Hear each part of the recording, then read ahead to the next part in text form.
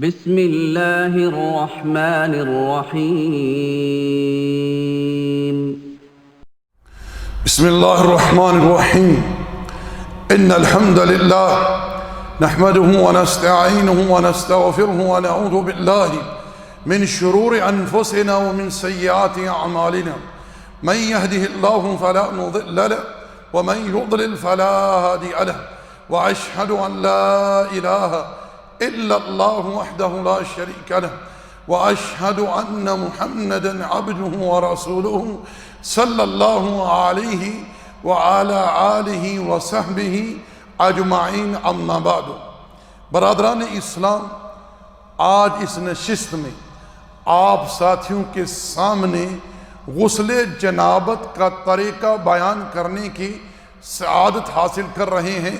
اللہ جل وعلا سے دعا ہے کہ رب ذوالجلال حق گوئی کی توفیق عطا فرمائے اور ہم سب کو اللہ جل وعلا حق پر ایمان رکھنے کی اور عمل کرنے کی توفیق عطا فرمائے.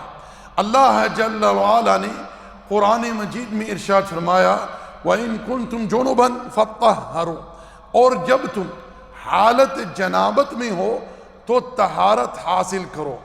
انسان پر غسل جنابت کب واجب ہوتا ہے؟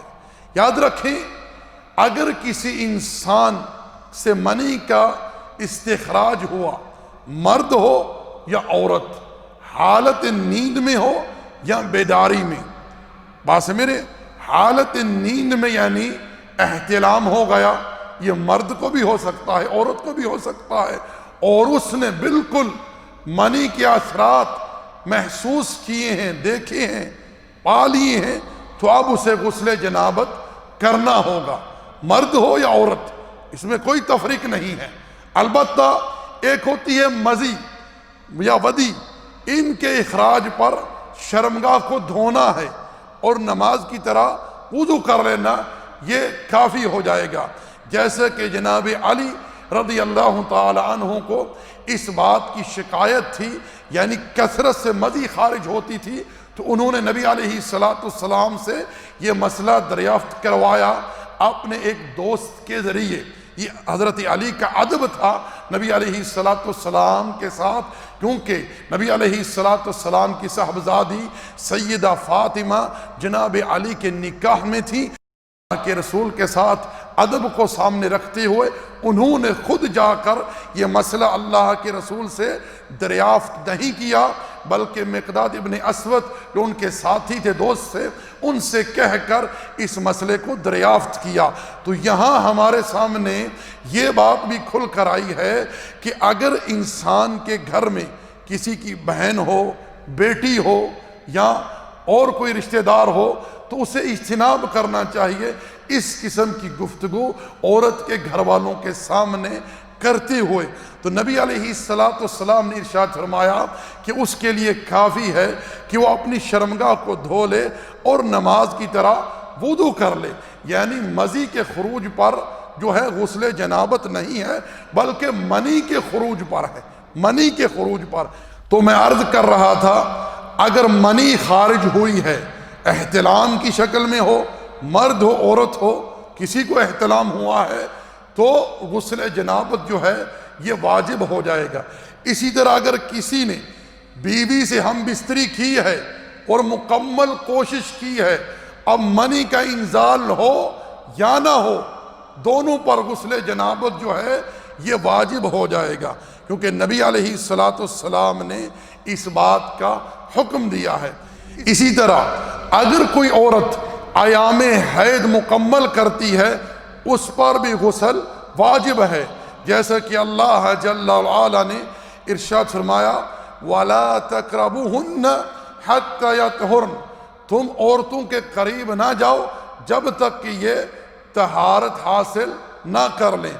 آگے ارشاد فرمایا فَإِذَا تَطَهَّرْنَ فَأْتُوهُنَّ مِنْ حَيْثُ أَمَرَكُمُ اللَّهُ، جب عورتیں طہارت حاصل کر لیں یعنی غسل کر لیں، پاکیزگی حاصل کر لیں، تو تم آؤ اپنی عورتوں کے پاس جہاں سے اللہ نے تمہیں حکم دیا ہے، یعنی شرمگاہ میں، ولادت کی جگہ میں، نہ کہ دبر میں، کیونکہ وہ حرام ہے، منع کیا ہے اللہ اور اس کے رسول نے اور نبی صلی اللہ علیہ وسلم نے۔ ایسے لوگوں پر لعنت کی ہے جو اپنی بیویوں سے پاخانے کے راستے ہم بستری کرتے ہیں۔ اللہ تعالیٰ ایسے تمام لوگوں کو ہدایت عطا کرے۔ اسی طرح وہ عورت جس نے نفاس کے ایام مکمل کیے ہیں، جو ولادت کے بعد خون آتا ہے، ایام مکمل کیے ہیں، اس پر بھی غسل جو ہے یہ واجب ہے طہارت کے لیے۔ تو میں عرض کر رہا تھا میرے بھائیوں، ان حالات میں انسان پر غسل واجب ہوتا ہے، مرد ہو یا عورت۔ پاس میرے آئیے اب آپ کے سامنے غسل جنابت کا طریقہ بیان کرتے ہیں۔ یاد رکھیں کہ ہر عمل کا دار و مدار نیت پر ہے۔ نبی علیہ السلام نے ایک بنیادی اساسی قاعدہ اصول ہمیں عطا کر دیا ہے۔ ارشاد فرمایا انما الاعمال بالنیات، عمل کا دار و مدار نیت پر ہے۔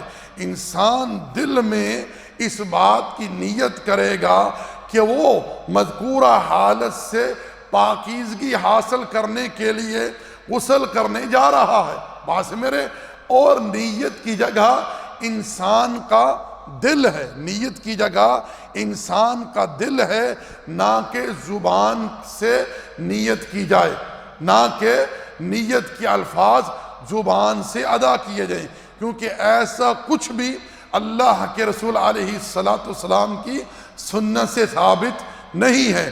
پہلی چیز ہے نیت، اس کے بعد آپ نے نبی علیہ السلام کے اسوے کو، آپ کی سنت کو، طریقے کو، تعلیم کو سامنے رکھنا ہے کہ اللہ کے پیغمبر نے کس طرح امت کو غسل جنابت کی تعلیم دی ہے۔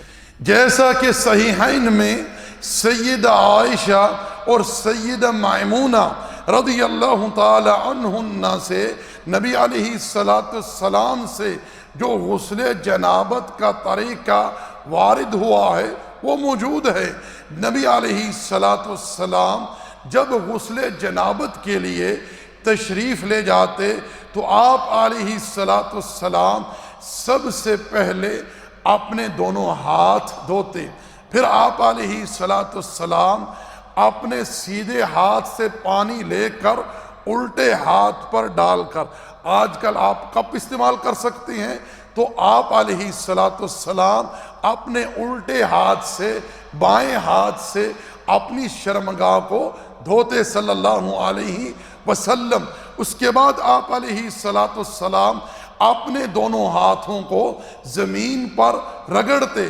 اب آپ صابن استعمال کر سکتے ہیں۔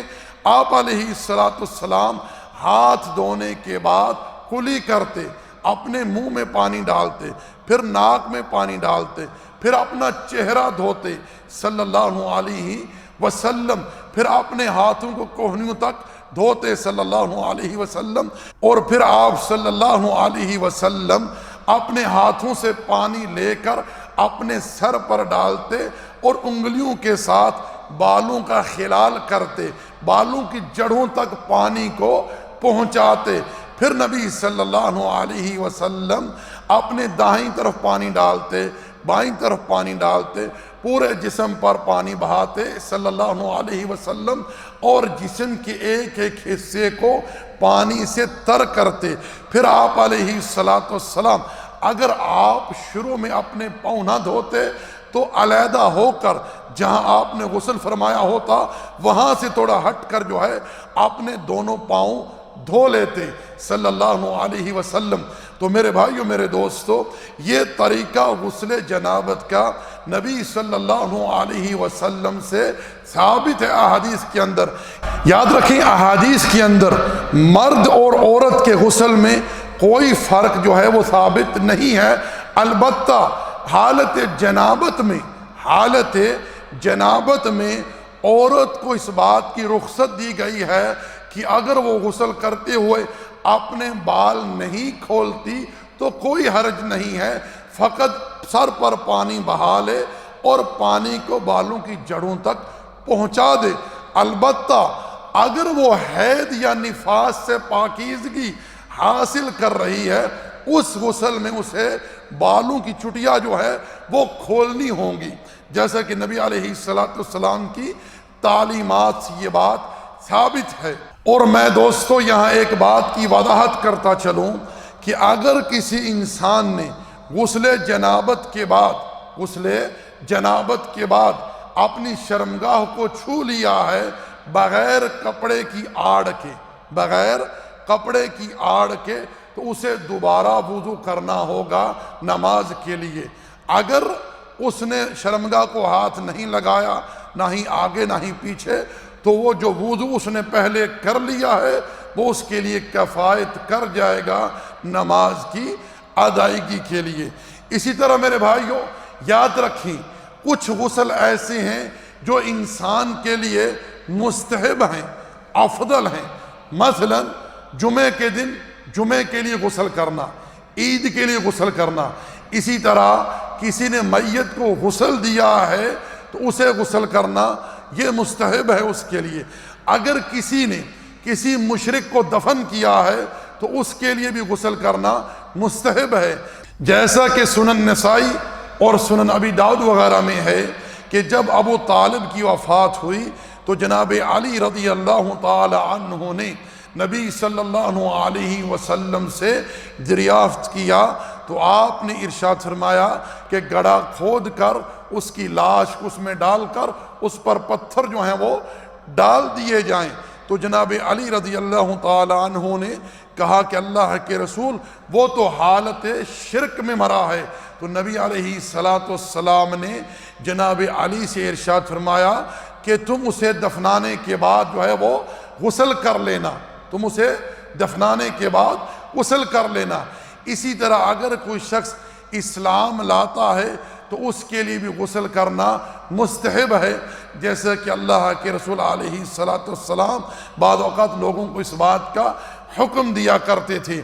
اسی طرح اگر ایک شخص کی ایک سے زائد بیویاں ہیں تو وہ ایک بیوی سے ہم بستری کرتا ہے، پھر وہ دوسری بیوی سے ہم بستری کرنا چاہتا ہے، تو اس درمیان اگر وہ غسل جنابت کر لیتا ہے اس کے لیے بہتر ہے۔ اگر وہ نماز کے لیے وضو کر لے شرمگاہ کو دھو کر تو یہ بھی اس کے لیے بہتر ہے۔ اللہ کے رسول علیہ السلام کی تعلیمات سے یہ باتیں ثابت ہیں۔ اگر کسی ساتھی کو ان باتوں میں کوئی اشکال ہو تو ہم سے واٹس ایپ پر رابطہ کر سکتا ہے، اسی پر اکتفا کرتے ہیں۔ اللہ جل وعلا سے دعا ہے جو حق کہا سنا اس پر ایمان و عمل کی توفیق عطا فرمائے۔ وما علینا الا البلاغ وصلی اللہ علی نبینا محمد وعلی آلہ وصحبہ اجمعین۔ جزاکم اللہ خیر۔ السلام علیکم ورحمۃ اللہ وبرکاتہ۔